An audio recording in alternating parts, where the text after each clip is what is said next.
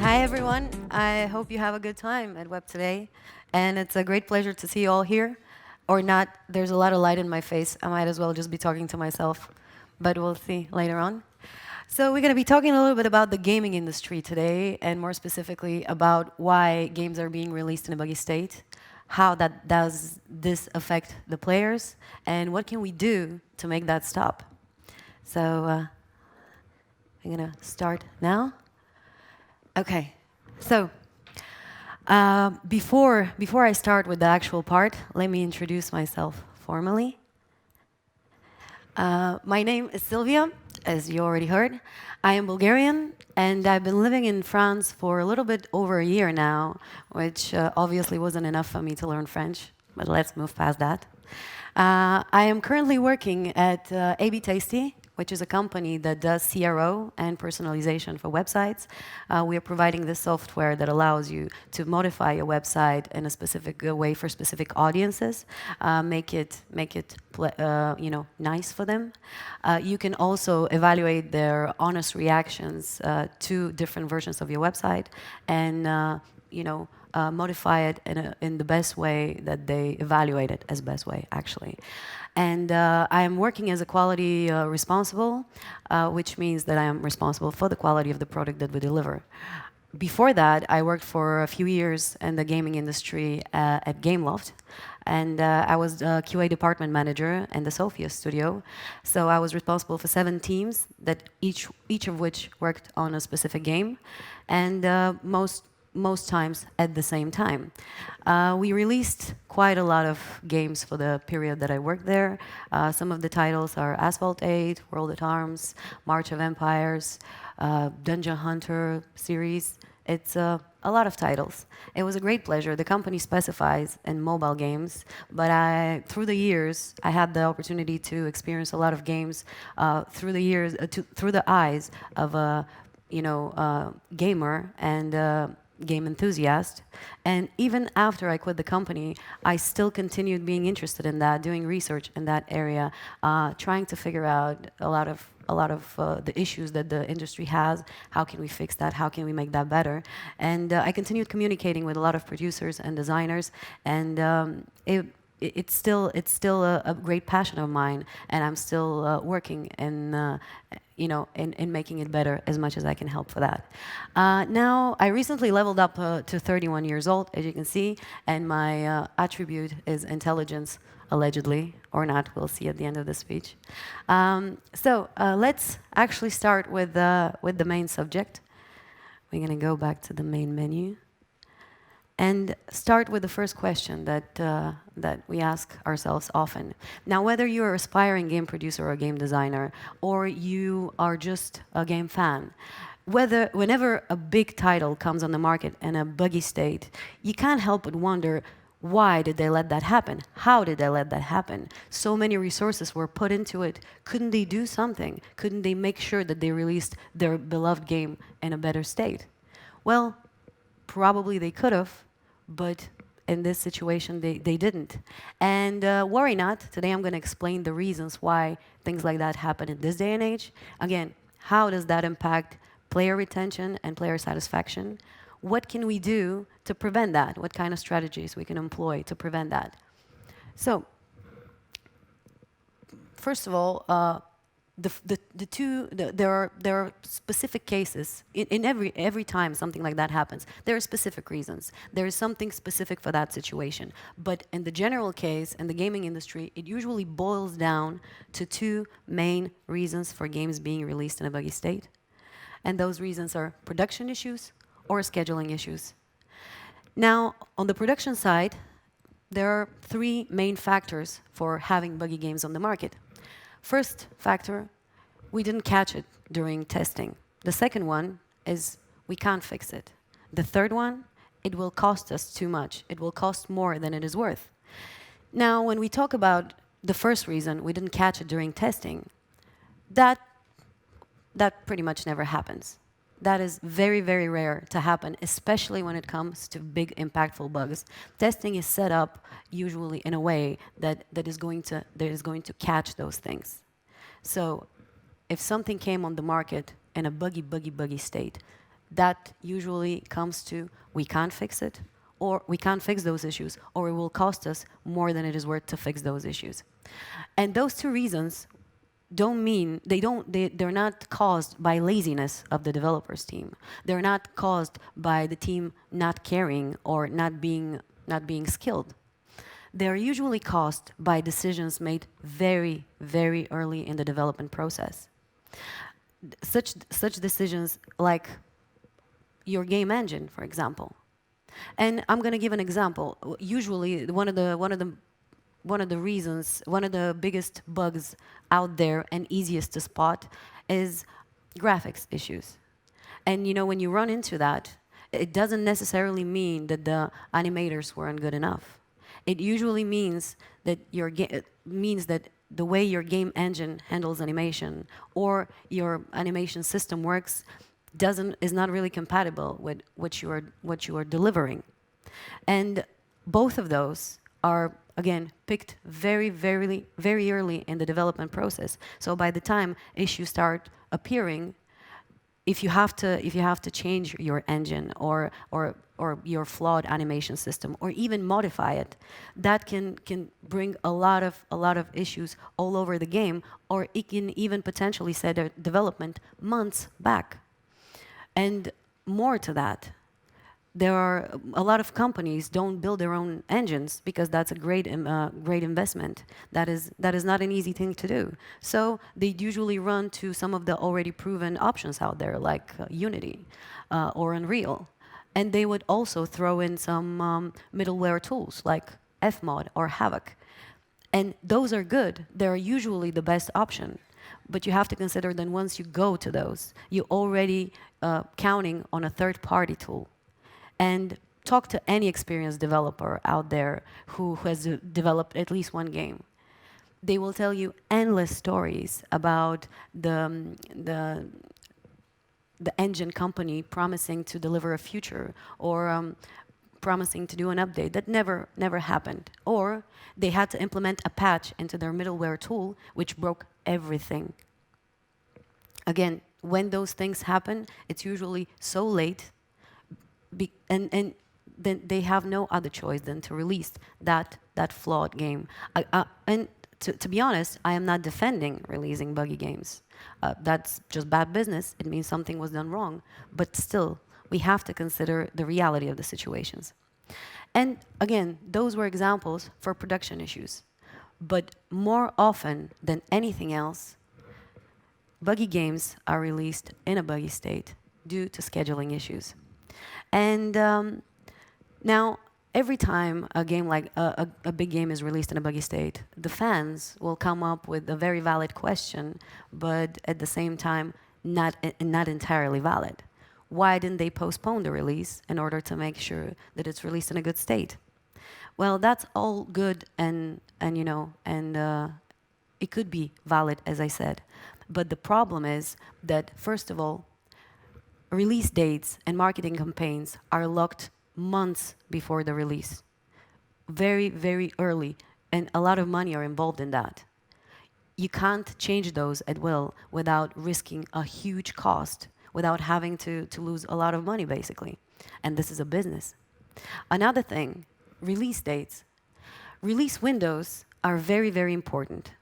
Now, whenever you're trying to release a game, you have to make sure that it gets enough attention for it to be successful. It can be the best product, but if people don't know about it, if they're not anticipating that game, it would make no difference. It would make no impact, and therefore, it might just die very soon.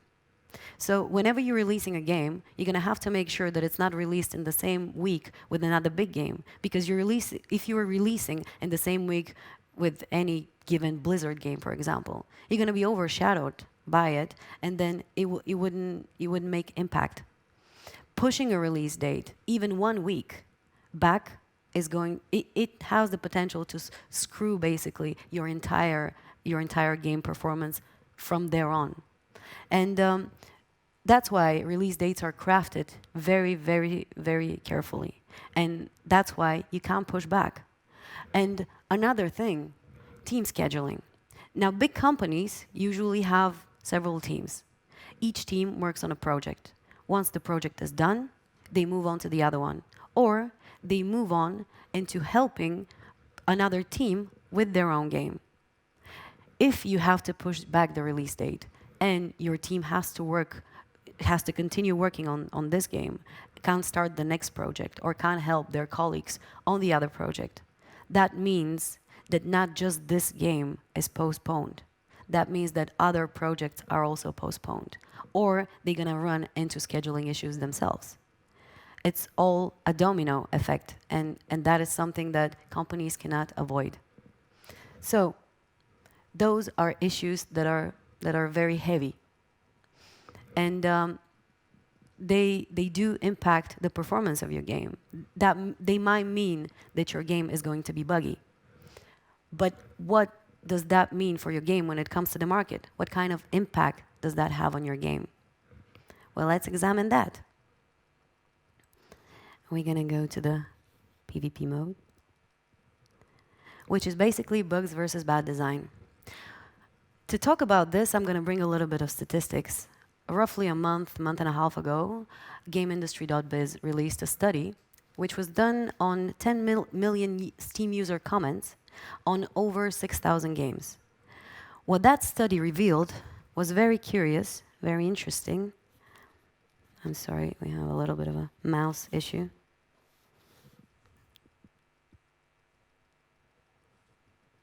Okay, so what that study revealed, as I said, was very curious.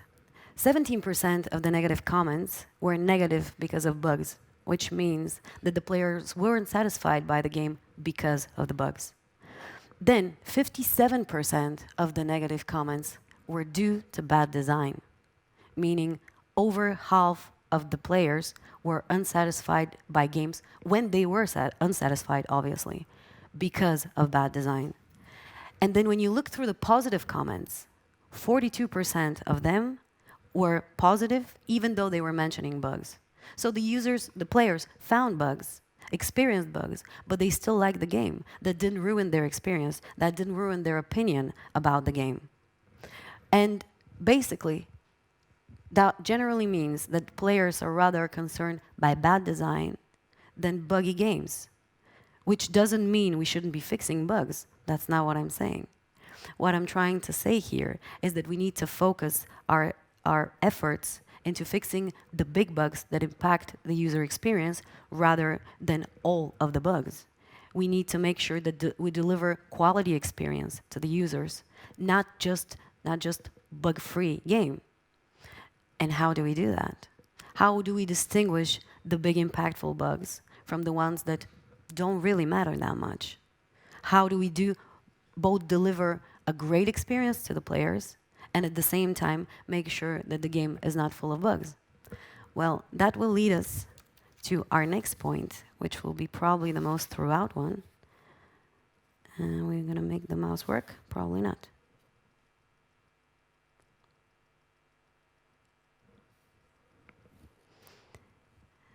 How to play section of this presentation is how to avoid impactful bugs, how to make sure that we deliver a quality product to our players. Now, to do that, we need to establish what is bad design and what is bugs. I mean, I mentioned bad design before, and that it bothers the players, but how do we define bad design? Well, bad design is basically the systemic breaks in your game. That would be the systems of your game working with the mechanics of it to deliver a result that is not desirable by you, that is not desirable by your players, that is irritating rather than enjoyable. And I'm going to give one example here. For example, saving point before an unskippable cutscene. That means that every time your player respawns at that save point, they will have to watch that unskippable cutscene over and over again. How frustrating is that? It's very frustrating, I have to tell you. Now, this is an example of bad design. It might not make your player stop playing the game, but it'll definitely irritate them enough to consider that, or make them stop playing it temporarily. So, how to avoid these, how to make sure that we catch these on time and get rid of these. Well, here are a few things that you can do to make sure that your game is performing well. First thing, test early. Now, I'm being a little bit of a Captain Obvious here, obviously. Test early is important, though.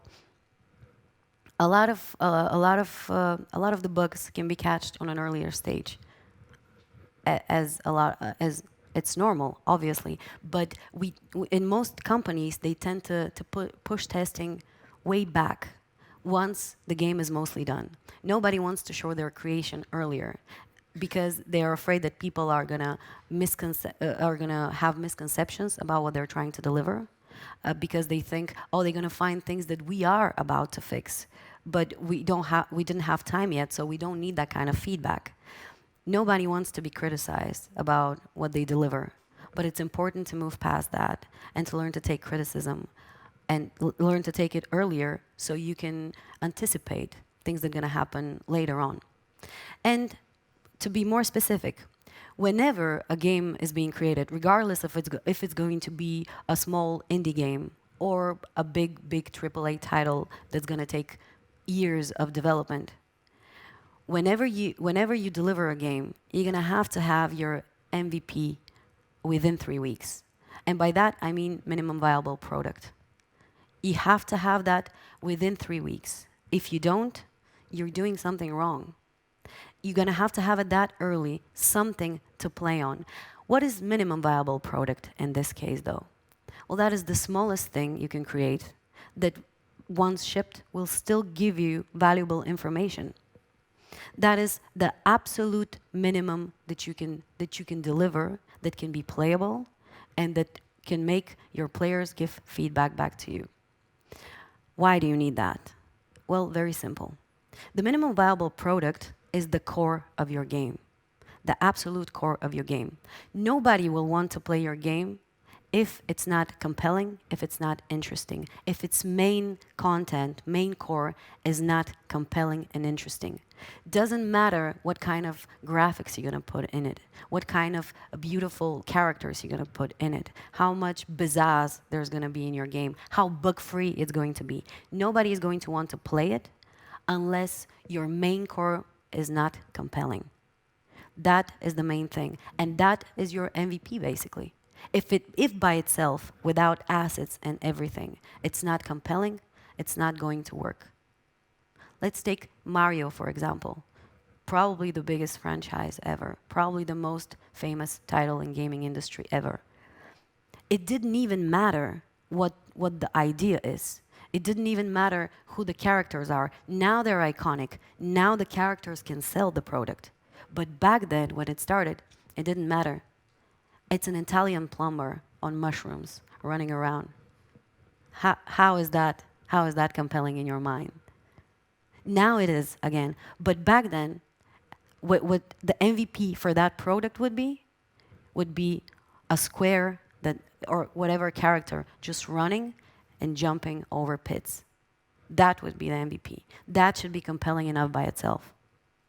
That is it. That's in the core of it. And then you can add all the other NPCs. Then you can add all the pipes and all the other funny things in it. But the main core of the game is this. If this is not compelling, nobody's going to want to play it. If this doesn't work properly, nobody's going to want to play it. If this is flawed, if this doesn't answer to expectations, because when you create a game, you create expectations in people. If that doesn't satisfy their expectations, nobody else will save it. And once you have that, you have another benefit. First of all, you're going to make sure that that main core works. But second of all, you can make sure that this main core is bug-free, because every bug on that main core is going to be the most frustrating for you, for your users, for your players. And this is how you find out where to focus your most efforts. Your strongest gameplay test should be on that. And by this, I don't mean don't test anything else. By this, I mean this is where your most effort should go. Everything else is forgivable, more or less, obviously. Now, again, once you do that, you already have a pretty good idea of where to focus your main efforts. This is on the testing side. This is for your designers. It's not just for your quality assurance department. Your designers should also play that. They should also make sure that they focus on this, because your designers are going to be the one that will decide later on which bugs can be skipped and which bugs must be fixed and which bugs they should design around. That is why you need to make sure that they also go through this gameplay over and over again. Now, the second thing that you can do is on your tech side mostly. And that would be, oh, sorry. My slide went back. Okay. Still in the game. That would be implementing static analysis. For the developers, that's not a new term that I bring here, and for everybody else, explaining it is going to take me a long time. What it is, though, if you're a developer in a gaming industry and you're looking for ways to improve the code that you deliver, the product that you deliver, your work in general, implementing static analysis is a great idea. Now, again, if you're a developer, you're probably thinking, this is tools for babies and for noobs. But it's not just that. It is very important. A lot of great experienced developers consider it one of the greatest things to implement in their work. And why is that? Is because it brings a lot of benefits. I'm going to mention a few of those. And the first one would be that static analysis gives you the opportunity to find bugs very early in the development process. It allows you to spot the things right there and then in the code. You don't have to wait for later on, because as you probably all can guess, finding a bug on a later stage is going to cost you more. Fixing it is going to be more difficult. The earlier you find them, the earlier you fix them, the better you are off. If you wait for the QA to catch it in the beta testing or a little bit before that, it's already late. It's already a significant part of this game. And to alter it, to change it, to remove it, it's going to cost you more. It's going to be more painful to do. It will make your life easier to just do that. Another thing that static analysis can do for you, it's very good at catching flawed behaviors like typos or copy-paste mistakes. It's good at catching those, which is a great thing. Again, it's going to make your life easier. And another thing, it's very good at catching flaws that defy dynamic analysis. And of course, it goes vice versa. Dynamic analysis is good at catching those that defy static analysis, but that's why the combination of both is a very good way to ensure that you don't need to count only on quality assurance to spot the bugs. Creating a quality product should start with the creation of itself. Another thing that can be done here is higher quality assurance. Now, this is a very long topic and a very long subject. As I mentioned, I worked in the quality assurance industry for quite a few years. And what is very, very known about it is that QA is usually a very low-paid working force. It's usually made extremely of very young people that are game lovers and just just do this for the fun. They're not very educated on the matter usually, and again, it's just the way gaming industry specifically usually works. Now, I'm not here to talk about salaries and how much who should be paid, but I would rather advise people to hire people with a higher education. QA education is not a brand new thing. It's been going on for a while now, and getting that kind of education is very valuable. Hiring people that studied this, that have technical knowledge as well as user experience knowledge, as well as just a little bit of a design knowledge, that will give you a great base of people that will ensure the quality of your product in a quality way. And I'm going to give an example here, because not only that they'll do a better job, they'll do it faster.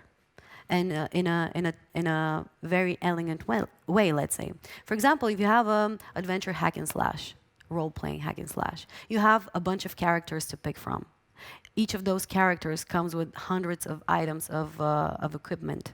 And then you have a ton of consumables to combine them with on many levels with versus many enemies. How do you test all that? It's going to take you ages if you have to do it manually with people playing the game, spotting those things.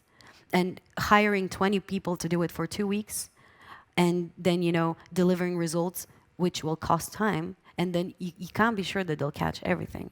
Why not just hire one person with the right education to write a script for you that will combine all the characters with all the armory, with all the consumables on every level versus every enemy? This way you can spot where you have design flaws, where the balancing is not good enough, where some items just don't work. It's going to happen faster, and you're going to get better results, more full results, and it's going to cost you less. And another thing, you can do an endless runner game, for example, and then you can have your QA just write a script that's gonna put the character to just run through all the levels and check for crashes. It's a very important thing. Those are showstoppers. Those are game breakers. If your game crashes somewhere along the full walkthrough, then you have a big issue. And if you have to hire people to run it from the start to the end, it's going to take a very long time. Those are good things. Again, each game is specific for itself. So each of the games has its automation limitations. But a good quality assurance QA engineer can actually be very, very valuable in every case, and will find a way to adapt to your game and to make sure that it's delivered in a better state. Another thing that I'm going to mention here as a good strategy to employ, that's plan properly. Now, it's been said, I think, by Benjamin Franklin, I hope I'm not lying to you, that if you fail to plan, you plan to fail. And not just in the gaming industry, but generally when a software product is being delivered or any kind of product, people base their planning on wishful thinking, or when the demand is being placed, or what the investors are saying. Those are all important factors. But when you plan to deliver a good product with good features that are actually going to work properly, you're going to have to plan properly. You're going to have to sit down, consider every feature that you want to implement, every single one. How much time it's going to cost you? What kind of resources do you have? You're going to have to consider all of that and do your best planning without lying to yourself, by the way. Oh, if we put more effort, we're going to make sure to do it on time. Don't do that to yourself. Plan properly. Give your team time. Give yourself time. Do your best planning. Once you do that, add 50% on top. You will always run into issues. Nothing is ever flawless. Nothing is ever perfect. Bugs are going to start to appear midway. Your game is going to break in the middle for no apparent reason. You're gonna want to implement other changes. Your investors or your HQ producers are going to want to add more and more content, or they will think the game is not going to create enough anticipation, so there need to be more and more exciting features. Or your designers will think they can add more stuff, or something is just not going to work out, and you're going to find it midway through production, and you're going to be sitting there wondering, what am I going to do? Those things will happen to you. Or some of the team is going to get sick, or whatever. Any God-given reason. Those things will happen. It's not might, it will happen. Add 50% on top of your best planning. It's always going to be like this. Maybe you won't get approval for that much time, but you're going to have to fight for it, because that's the best thing you can do for your product, to deliver it in a quality state. And I don't just mean bug-free. I mean really good for the people to enjoy. Planning is one of the most important things, and probably one of the main reasons why games are failing. The team not having sense of scope, not having sense of reality of what they can do and how much time they can do, that's one of the main reasons for a game failing, for franchises failing. It's important, It's going to make your life easier to just be prepared from the beginning. And I'm going to mention one last strategy here, if I manage to click on it. That's good vibes. And good vibes, I know that sounds like I'm a hippie, and some kind of mumbo jumbo, motivational stuff, but hear me out. It's a very, very important thing, especially in the gaming industry. You have to consider the medium that you're working with. These are people that usually love games. If somebody goes for working in gaming industry, 95% chance, if not more, they love games. And for them to create games, they will want to give their best. Allow them to. Make them feel like they're part of something bigger and better. It's gonna have to feel like they're going to the playground every day for them to deliver that kind of experience and to pull off the long hours. Because you know what? Whenever you're doing a game, 90% of the times, the planning wasn't good enough. So overtime has to be done because we committed to dates. And if they have to do that overtime, they have to believe that it's worth it. And if they believe it's worth it, if they love that game as much as they should, then it's not going to be a problem for them to do that. They will give their best. They will be more creative. They will be more dedicated. You will get a better product.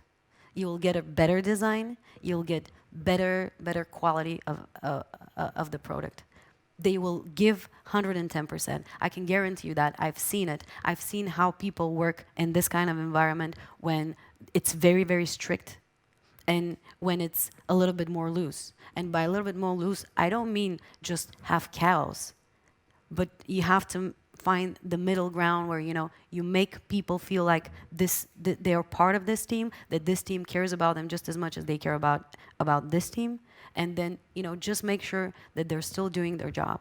It's not an easy thing to do, but it's very, very beneficial if it can be implemented properly. And I guess that's not just for the gaming industry, but it's again very, very important for that industry because people there function in a very specific way. And now, all those things aren't that specific, except for maybe one or two. But those are the main principles that you can implement. Every game that has been created, every project that's been worked on, it has its specifications. It has its own character. The way you're going to work on it, the way you're going to plan it, the way you're going to create it, the way you're going to test it, they're going to be their own. They're going to be specific for that project. It's going to be custom. Never going to have two applicable plans. They're going to work good for two different projects. But those are the main pillars, if I may put it this way, that if you implement, you're going to make sure that you have way better product, that you have a good quality of your product, that it's being cared for. And quality product is not just bug-free. Whenever you're creating an experience, you're going to have to, which a game is, you're going to have to make sure that when the player enters it, it makes sense to him. It feels like everything was intended, like it's going to take them somewhere special, that like this is all been thought through. And in the worst case scenario, if they run into a bug, they will laugh at you about it. They'll be, look how funny, they missed that. But it's not going to ruin their experience. That's very important. That's how you create a community. That's how you create a franchise. That's how next time when you create another game, the people are going to go and buy it.